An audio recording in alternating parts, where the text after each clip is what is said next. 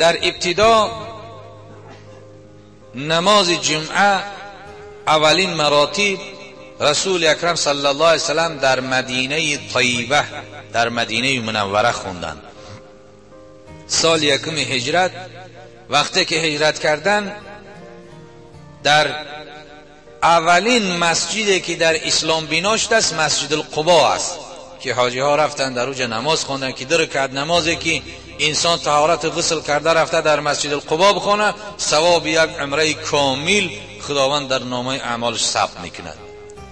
بعد از مسجد قبا را تأسیس یافتن و بنا شدنش خداوند جل جلاله نصیب گردانید که رسول اکرم از اوج برآمدن و در اوج چی است؟ یکمین مراتب اجتماع همه عرب مهاجر انصار شد و در اوج نماز جمعه خونده شد که یکمین مراتب این کلمه جمعه را لؤی بن کعب که یکی از اولادهای رسول اکرم پیشینه بود، جمعه را میگن همین لفظ همو گفتگی است.